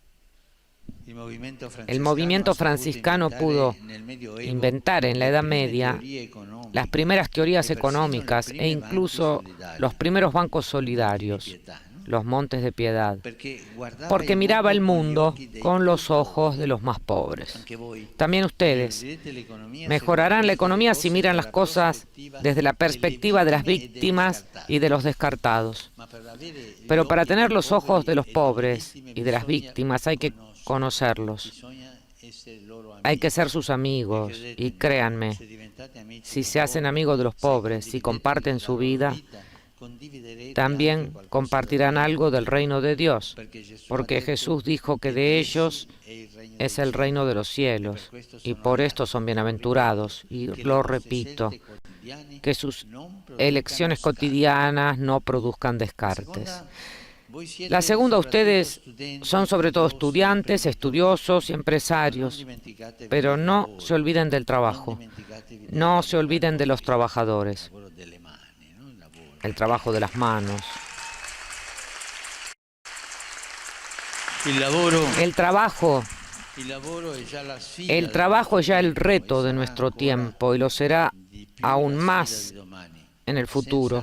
Sin un trabajo digno y bien remunerado, los jóvenes no se convierten realmente en adultos y las desigualdades aumentan. A veces se puede sobrevivir sin trabajo, pero no se vive bien. Por tanto, mientras crean bienes y servicios, no se olviden de crear trabajo. Un buen trabajo para todos. La tercera indicación es la encarnación. En momentos cruciales de la historia, quien supo dejar una buena huella lo hizo porque tradujo los ideales, los deseos y los valores en obras concretas. Como encarnado. Además de escribir y celebrar congresos, estos hombres y mujeres dieron vida a escuelas y universidades, a bancos, a sindicatos, a cooperativas y a instituciones. Ustedes cambiarán el mundo de la economía si junto al corazón y a la cabeza también usarán las manos. Se piensa con la cabeza, el lenguaje del pensamiento, no solo unido al corazón y no solo unido a las manos. Y tú tienes que hacer lo que sientes, pensar lo que sientes y hacer. Impresionante, ¿no? La capacidad que tenía Francisco para hablarle a los jóvenes con palabras simples. La brecha generacional no se notaba, parecía como que les estaba hablando un par de ellos. Bueno, lo recibimos a Cristian García de Álamo, que por supuesto pertenece a la organización Compromiso Francisco y que nos trae como siempre algo interesante. ¿Viste? Cristian es como el que viene con la joyita. Hoy les traigo esto para cerrar el programa. La frutilla de la torta. Claro, un postre, hablando gastronómicamente. Conmovido de reverlo a Francisco, tuve la gracia de estar en ese momento en el que él estuvo en Asís, convocó a jóvenes de todo el mundo, y estuve y quiero unirlo con otro momento en el que tuve la oportunidad de verlo. Fueron las únicas 2 veces que lo vi, en el 2015, 9 de julio, donde fue el momento en el que yo me comprometí con el mensaje de Francisco, tengo que decirlo, cuando él le habla a los movimientos populares y les dice: este sistema está agotado. No lo aguantan los trabajadores, no lo aguantan los jubilados, no lo aguanta el campesino, y fue como ponerle sentencia de muerte a algo que todos veníamos sintiendo que nos hacía mal, ¿no? Porque dejaba afuera mucho y los que están adentro los explotaba. Y en este otro momento, si se quiere, Francisco viene a abrir la avenida para una nueva primavera, de una nueva economía, de una nueva humanidad. Y en el medio de la Laudato Si, con ese diagnóstico tan picante que todos conocemos, que Jesús mencionaba al principio, es decir, el planeta y la sociedad están viviendo una crisis que tiene una raíz en común, ¿no? Entonces, en este primavera que nos invita a vivir Francisco, hoy hemos traído un gran invitado, lo tenemos en diferido porque está viviendo en la Amazonas, Cristian Varela, que estuvo comprometido con la organización del evento La Economía de Francisco, donde más de 1.000 jóvenes de todo el planeta se dieron cita para repensar la economía como nuestro querido Papa Francisco nos convocó a hacer. Cristian Varela, corregime si no es así, es economista, trabaja en la Amazonia brasileña enfocado en el desarrollo sostenible y la comprensión de cambios estructurales. Digo, como para explicar por qué no está acá, sino que sale en diferido y desde qué lugar, ¿no? Desde la Amazonia. Exactamente, con las limitaciones que tiene, se comprometió con este programa. Nos pareció una buena síntesis de todo lo que se vivió en ese encuentro en Asís. Le pedimos su testimonio, se hizo cargo. Él estuvo en la organización de la actividad de Economía Francisco y este año, en el 2026, volvió a ser parte de la organización de un encuentro para políticos del que ya oportunamente hablaremos, pero bueno, en esta ocasión nos trae una síntesis le dejamos 3 preguntas a Cristian, y es ¿por qué Francisco convocó a este encuentro? ¿Cuál era el sueño de Francisco? ¿Qué pasó en ese encuentro? Y algunos frutos de la economía de Francisco. Así que en este tape nos lo resumía. Dale, lo vemos. Bueno, agradecerles primero por esta oportunidad. Es un honor, una responsabilidad y también un agradecimiento, un modo de honrar el legado de Francisco. Yo siempre digo que Francisco tenía la capacidad de generar realidades, de iniciar procesos. En la Laudato Si, donde él hace este aporte fundamental, que el grito de la tierra y el grito de los pobres es el mismo grito, ese grito en realidad nace de una herida, y esa herida es causada por lo que él llamó el paradigma tecnocrático, por un sistema, por una economía que mata y excluye, ¿no? En este sentido, la economía de Francisco nace de la Laudato Si, en donde el Papa Francisco llama a renovar ese sistema. Y en realidad, si prestan atención en cada uno de sus documentos, exhortaciones apostólicas, en realidad yo ya estaba en la Evangélica Audio, que él denuncia la economía que mata y excluye, pero en cada uno de sus documentos, hasta el último, hasta del Ixité, son todos un grito desesperado y un abrazo amoroso por salvarnos del individualismo y la fragmentación. Y esos, si vamos, están a la base de la policrisis actual que está viviendo la humanidad, donde en realidad las guerras, las desigualdades, la crisis climática son solo síntomas de una crisis más profunda, que es una crisis de vínculos entre todos nosotros, con la naturaleza y con la trascendencia, ¿no? En este sentido, la economía de Francisco también es una humilde respuesta, un granito de arena a aportar en la sanación, digamos, de estas heridas, digamos, sobre todo generar condiciones, generar espacios, ecosistemas donde nazcan propuestas, modelos alternativos, de economía alternativa, y donde la realidad sea mayor que la idea, donde no ocupemos espacios, sino que iniciemos procesos, ¿no? Donde están estos 4 principios del Papa Francisco, ¿no? ¿Y cuál realidad? La realidad de las periferias, principalmente la realidad de las periferias. ¿Por qué? Primero, porque es donde más se necesita. Y segundo, porque al estar al margen es donde existe la posibilidad, además de la terrible necesidad, de generar alternativas, ¿no? ¿Cómo y cuándo nació la economía de Francisco?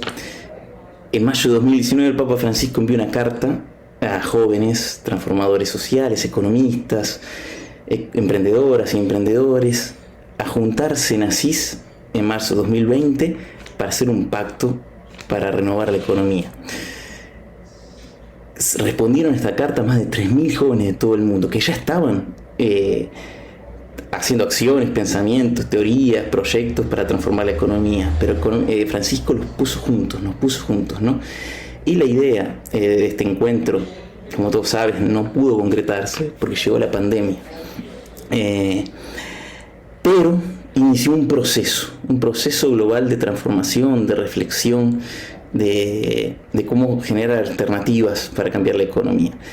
Nos organizamos y el encuentro que se materializó en 2022, en septiembre, fue solo una parte también de un proceso, lo que dio mucha más potencia.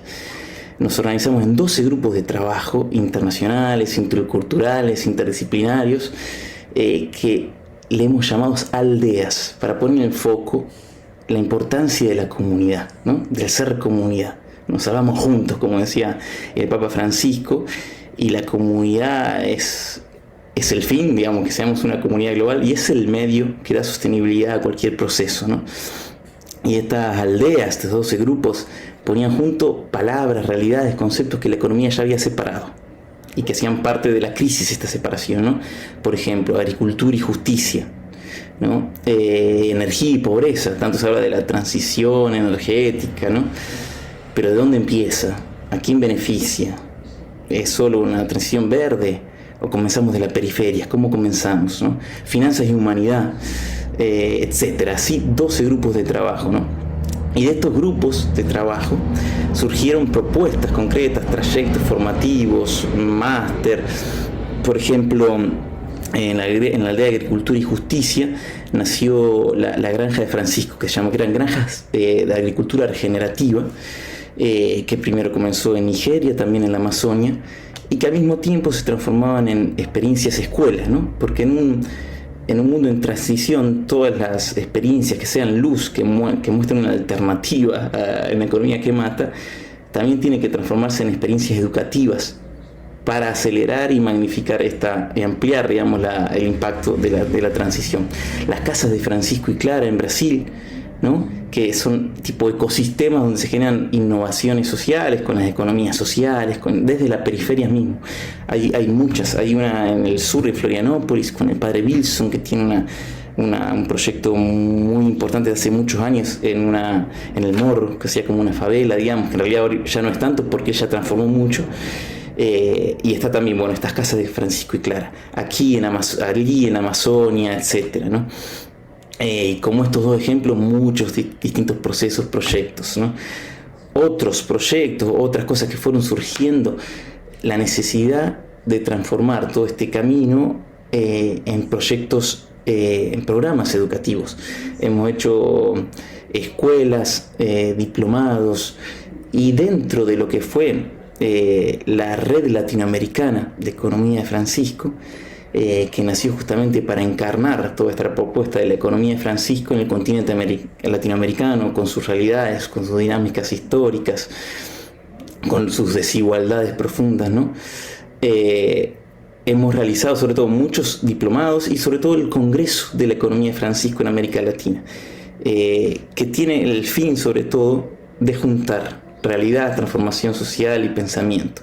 Por ejemplo, el que hemos hecho en 2022 en la UBA, siempre en conexión con universidades de Colombia, de México, de Brasil.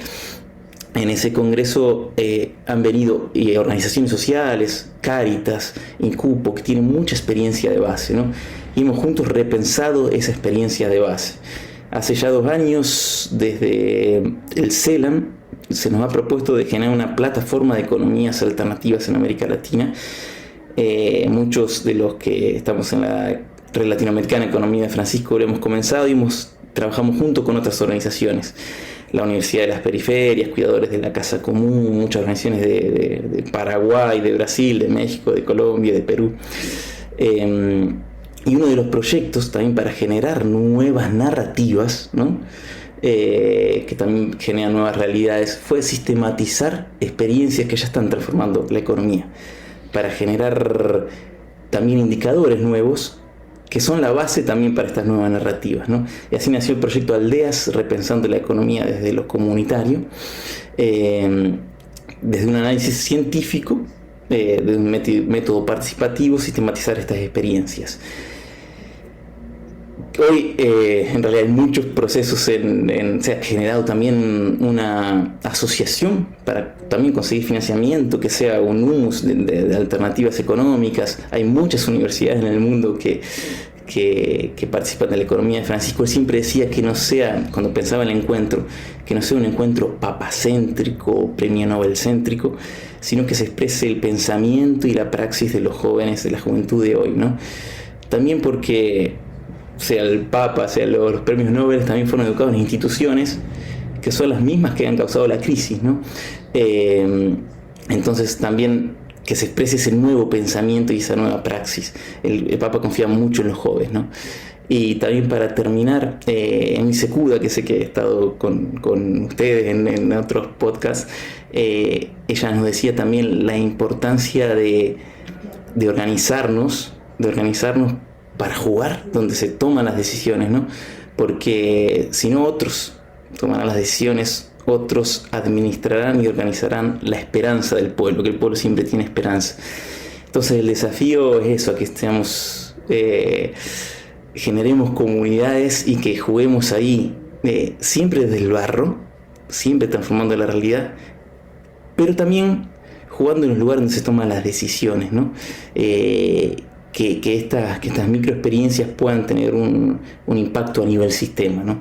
Ese quizás es el desafío de la economía de Francisco, y lo dejo planteado aquí.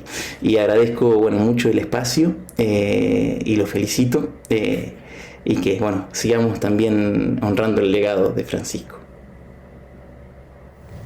Bueno, qué bárbaro, ¿no? Cumpliendo un poco lo que decía antes el Papa Francisco, les decía a los jóvenes, ¿no? Piensen lo que quieren hacer y háganlo.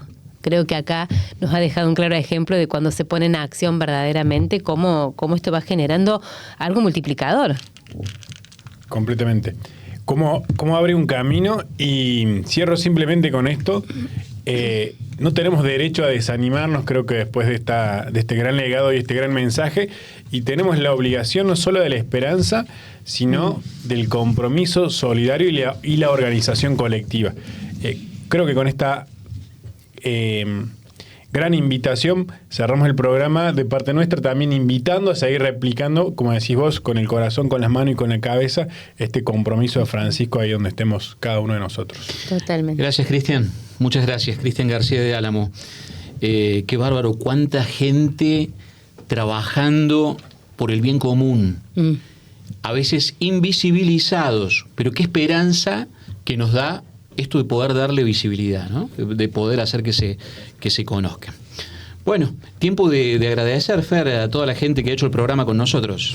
De agradecer porque nos vamos despidiendo ya de este encuentro para llegar al próximo, que es el cuarto. ¿Cómo vamos? Se viene el año bastante rápido, pero la verdad que lo venimos disfrutando un montón. ¿A quién vamos a agradecer en primer lugar? Porque hacen posible que nos puedan ver también, que hacen su magia. Estamos hablando, hacen magia con nosotros, Pablo, y lo agradecemos eternamente. A Ignacio Nacho Torres, nuestro director de cámara. Nacho, la paciencia que tiene, no sé, creo que ha leído mucho de Francisco y aprendido de allí.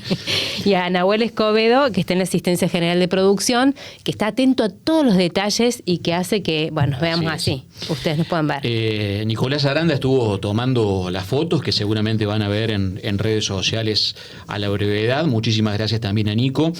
Recordamos que Compromiso Francisco cuenta con la participación artística especial de León Gieco, quien ha sido nombrado padrino de honor por la producción de este espacio, que si Dios quiere dentro de poquito tiempo lo vamos a tener por acá. Y la alegría que tenemos de que este programa también haya sido honrado con la declaración de interés legislativo, recordamos, por la legislatura de la provincia de Córdoba, agradecidos por ello y intentando en cada encuentro hacerlo mejor para demostrarlo. Agradecemos al gobierno de la provincia de Córdoba y a la municipalidad de Córdoba por hacer posible este espacio con su apoyo. Y por supuesto a los dueños de esta hermosa casa que nos recibe cada vez que tenemos que venir, a Puente TV, a Simpecor, Sindicato Petrolero de Córdoba, estas hermosas instalaciones que dan el soporte y posibilitan que una vez al mes nos encontremos con este Compromiso Francisco. Esperamos sus comentarios. Muchísimas gracias por habernos acompañado, Fer, como siempre. Un gusto. Así es, Pablo. Nos encontramos el próximo mes, como siempre. Muchas gracias.